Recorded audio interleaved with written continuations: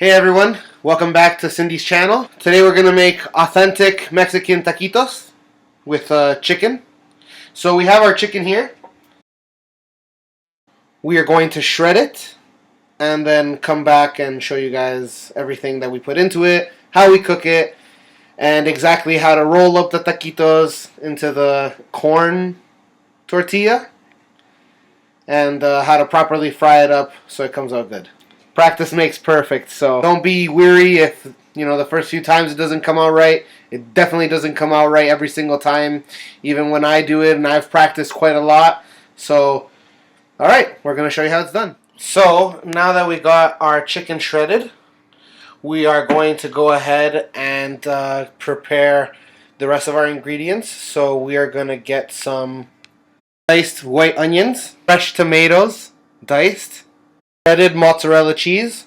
We'll be using another Goya product. This one is Sazon Goya, and it's pretty much a staple in our kitchen here. We really love to use this. It's a bit of everything. It has some garlic powder, cumin, salt, stuff like that. So it's a staple, like I said, in our kitchen. We use it basically on everything. So we're also going to be using this to season our chicken. So I've just lightly coated my pan here, and I got my chicken and my onions, and I'm just gonna throw that in there.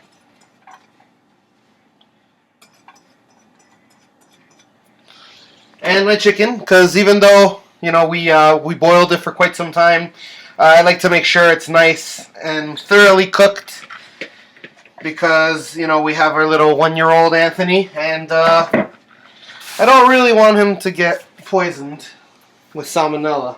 So we're just gonna let that cook for a while. And then we'll add in Goya, of course. The other reason that I put the chicken in the pan is also because it's very good to double check yourself. I actually found a bit of cartilage and a small bone in there. So you always want to double check, triple check, quadruple check if you have kids, and make sure that you get everything out of there, because you really don't want a stray bone or some nasty cartilage getting into your food. It's better to be safe than sorry. So what I like to do is, now that we got the chicken all nice and hot, and I actually want you guys to take a look at that. This is, see, the chicken that has actually gone orange now, and that's because of the Goya. It happens to everything, but it's fine. So the chicken's actually still hot, and what I like to do is I like to get my cheese and just dump it right in there and mix it all together so the cheese kind of gets a little melty and mixes well with the chicken, and then that way we can incorporate it into our taquitos. So I'm just going to go ahead and mix that in, and it should melt right in there, but not get too gooey, and it will be perfect. Kind of melds it all together and helps it hold its form. Now, of course, you could do this without adding the cheese into there, but that's just something that I do out of preference. And, I've never had any complaints from Cindy or Anthony. They love the way that I make it. I've actually made it for other people too, and heard no complaints, so I'm going to continue doing that the way that I do it.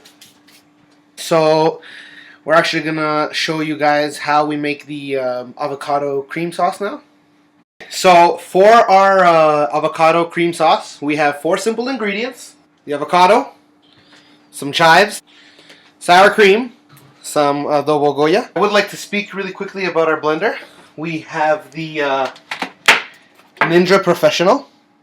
I'm a really big fan of this, actually. We had the Magic Bullet before, and I've actually had 2 Magic Bullets in my life now. One was when I was living with my parents, and the other one we bought, me and Cindy together, and it just really wasn't good. It broke pretty quickly. And I could say that about both, actually. They both broke very quickly. And we've had the Ninja now for over a year. It's run smoothly. It works the way it's supposed to, and has never given me a problem. Very easy to clean, and like I said, has never given me any problems. So, if you're looking for a blender, invest the money into a Ninja, because, like I said, the Magic Bullet breaks pretty easily, and this is very durable. So we're going to take all our ingredients and then process them in the blender here, and we'll be back. This is our avocado cream dip. You can see it's nice and creamy. And me and Cindy took the liberty of trying it already, and it's perfect. So it's yummy. You know, by the way, for all you at home that decide to make some avocado cream dip, you obviously might not have Goya. So what you would want to put in is definitely some salt, black pepper, and some cumin. At least that's what I read online. I personally go for the Goya every time, but you know, just letting you guys know that that's what you would add in here, along with, of course, the chives and the sour cream. That way you can make it at home. And if you want to make any other additions to it or take anything away, you know, obviously you guys could do whatever you want, whatever suits your tastes, but I figured I'd let you all know about that. So now what we're going to do is we're going to show you exactly how to roll them, how to fry them, basically the whole shebang, and then when it's done, we're going to come back and show you the plated, finished product. So normally you're supposed to heat up your tortillas before you start this, but ours have actually been sitting at room temperature for quite some time now, so we can just actually go ahead and use them. Our oil is nice and hot, so we're just going to go ahead and show you how this is done. Now, you don't want to put in too much chicken. See, that right there is actually a bit too much, so I'm going to take a little bit off. Because what happens if you put too much chicken, or whatever you decide to use as your filling, what will happen is that the tortilla will break, and you really don't want that. So you want to make a nice, tight roll, as tight as possible, just like that. There you go. And what I like to do is, I live a little bit dangerously. A lot of people like to use toothpicks to kind of hold this together, but I just go ahead and drop it in and hold it at the top there with my finger for a little bit so that it gets nice and sealed really quickly, and we just have that fry up until it's golden brown. And now my family is ready to eat, so I'm going to go ahead, finish off the rest of these, and we'll be back to show you the finished product. So here's the finished product. We got one for Cindy here, and Anthony's as well. Mine's over there on the counter. So, you know, just fry them up until they're nice and golden brown like that.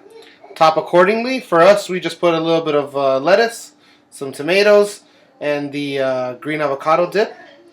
And we actually have a little bit of the avocado dip left over for more use. So, thank you all for watching.